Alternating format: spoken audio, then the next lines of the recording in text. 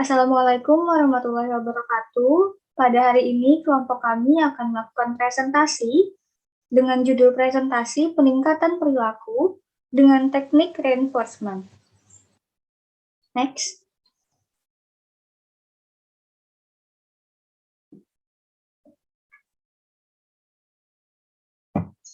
Kelompok kami sendiri beranggotakan Amelia Astarahayu, kemudian saya sendiri Cahaya Arinda Mutia, kemudian ada Dina Tiffany Salnia, dan yang terakhir ada Dwi Putri Sekar Harum.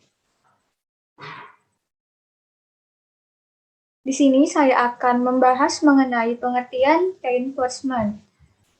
Reinforcement atau penguatan sendiri merupakan segala bentuk respon, baik itu yang bersifat verbal maupun non-verbal, yang merupakan bagian dari modifikasi tingkah laku guru terhadap tingkah laku peserta didik, yang bertujuan untuk memberikan informasi atau feedback atau umpan balik bagi si penerima atau peserta didik itu sendiri atas perbuatannya sebagai suatu tindak dorongan ataupun koreksi. Selanjutnya, reinforcement atau penguatan sendiri itu terbagi atas dua teknik. Yang pertama ada penguatan verbal dan yang kedua adalah penguatan non-verbal. Yang pertama penguatan verbal itu dapat berupa kata-kata ataupun kalimat. Kemudian yang kedua adalah penguatan non-verbal. Di sini penguatan non-verbal dapat berupa mimik ataupun gestur wajah, kemudian ada penguatan dengan cara mendekati, dengan cara sentuhan, kemudian ada kegiatan yang menyenangkan, simbol atau benda, kemudian ada juga penguatan tak penuh. Selanjutnya akan dilanjutkan oleh teman saya.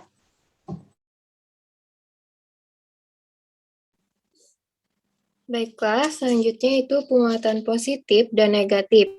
Penguatan positif dan negatif adalah proses yang memperkuat perilaku, yaitu keduanya meningkatkan probabilitas bahwa perilaku akan terjadi di masa depan.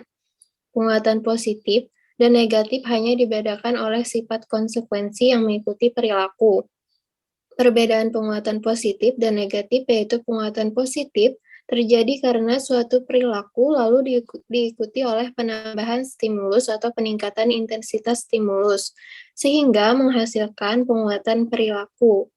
Sedangkan penguatan negatif terjadinya suatu perilaku diikuti oleh penghilangan rangsangan atau penurunan intensitas rangsangan, sehingga menghasilkan penguatan perilaku.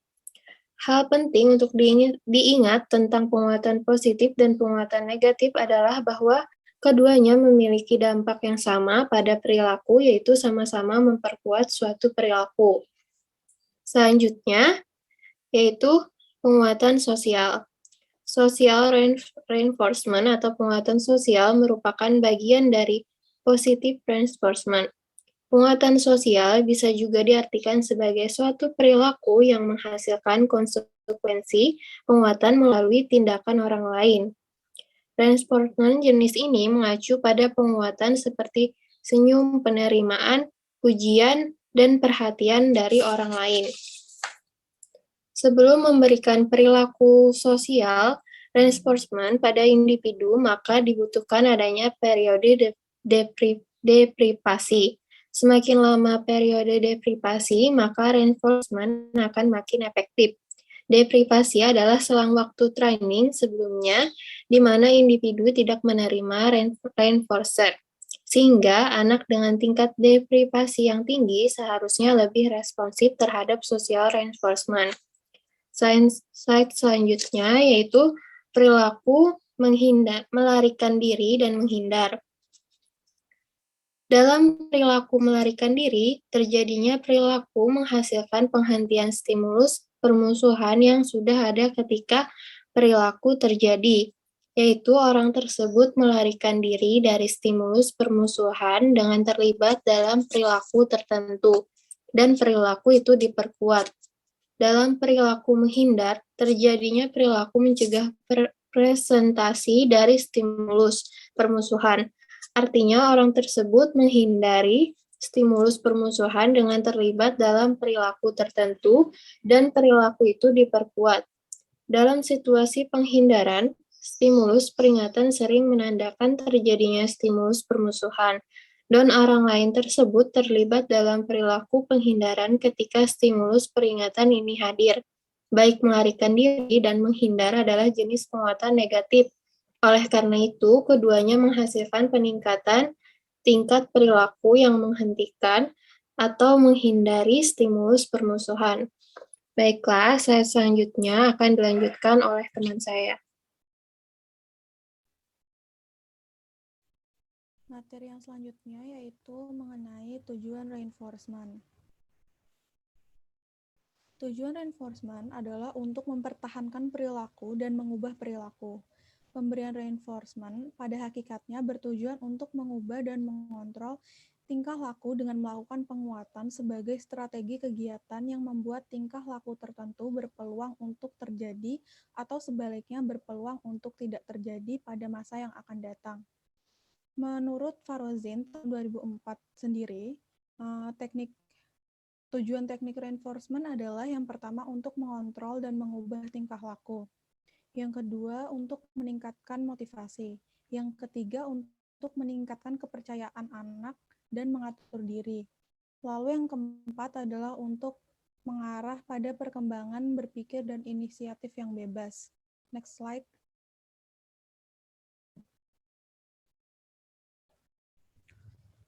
Selanjutnya yaitu mengenai model penguatan atau reinforcement.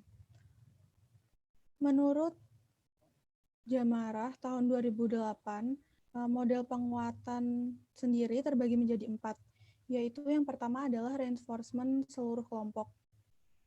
Pemberian reinforcement pada seluruh anggota kelas dapat dilakukan secara terus-menerus seperti halnya pemberian reinforcement untuk individu.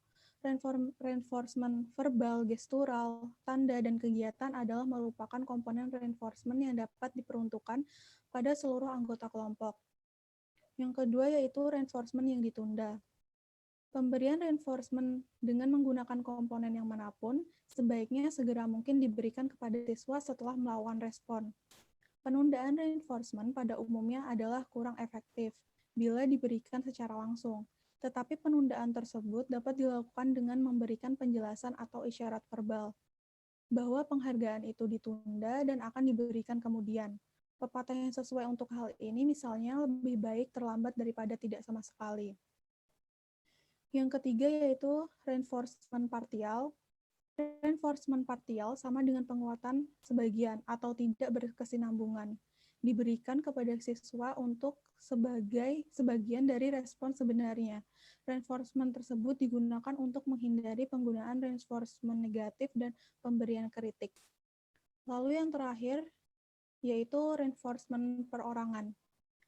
Reinforcement perorangan merupakan pemberian reinforcement secara khusus. Misalnya menyebut kemampuan penampilan dan nama siswa yang bersangkutan adalah efektif daripada tidak menyebut apa-apa. Next slide.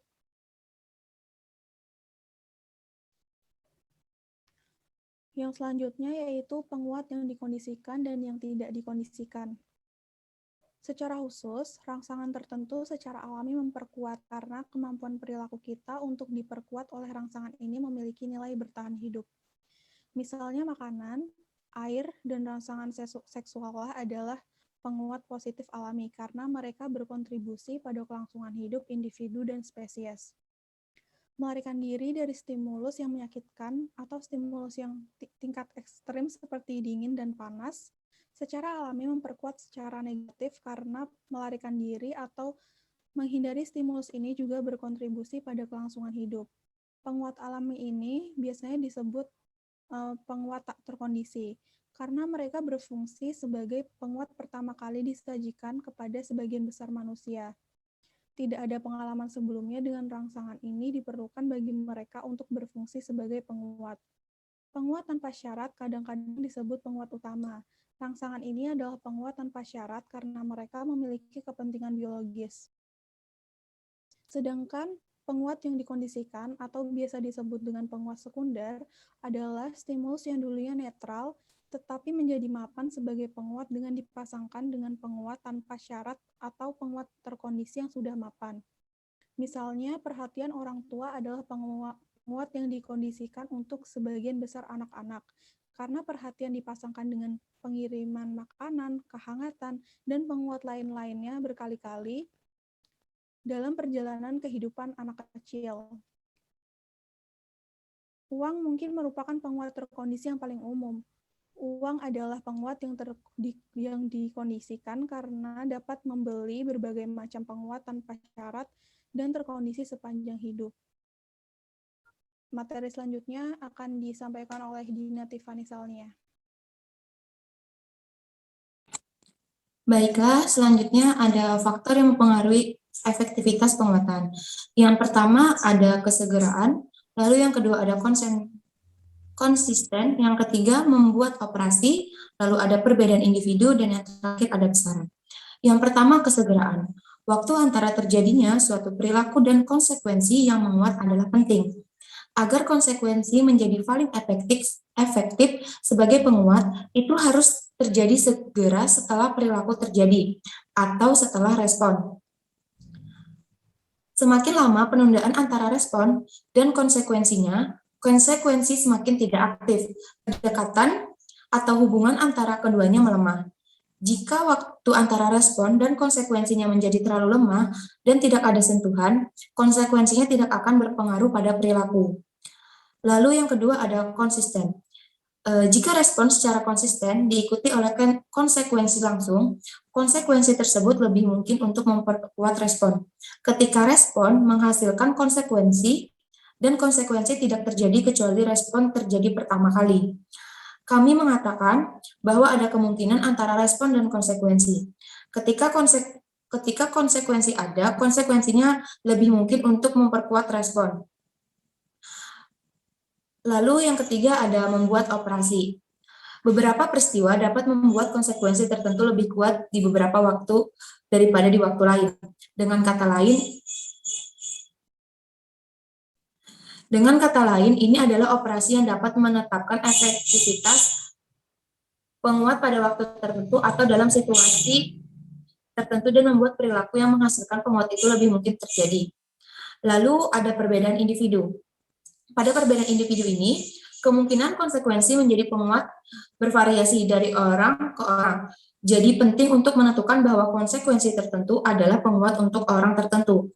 Paling penting untuk tidak mengasumsikan bahwa stimulus tertentu akan menjadi penguat untuk seseorang hanya karena tampaknya menjadi penguat bagi kebanyakan orang. Lalu ada besaran. Karakteristik lain dari stimulus yang terkait dengan kekuatannya sebagai penguat adalah jumlah atau besarnya. Mengingat operasi pembentukan yang tepat, umumnya efektivitas stimulus sebagai penguat lebih besar jika jumlah atau besarnya stimulus lebih besar. Ini berlaku untuk penguatan positif dan juga penguatan negatif. Penguatan positif yang lebih besar memperkuat perilaku yang menghasilkannya ke tingkat yang lebih besar daripada jumlah yang lebih kecil atau besarnya penguatan yang sama. Next.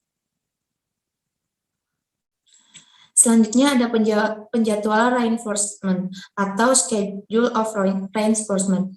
Jadwal penguatan untuk perilaku tertentu menentukan apakah setiap respon diikuti oleh penguat atau apakah hanya beberapa tanggapan yang diikuti oleh penguat.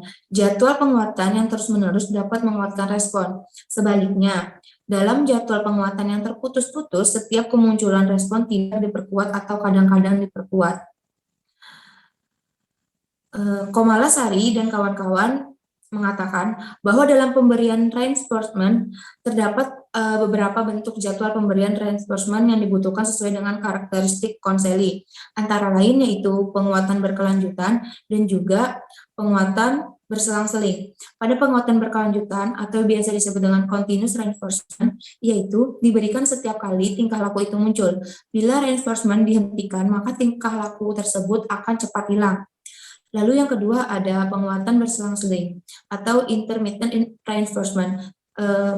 Penguatan berselang-seling ini dibagi menjadi 4, yaitu internal tetap.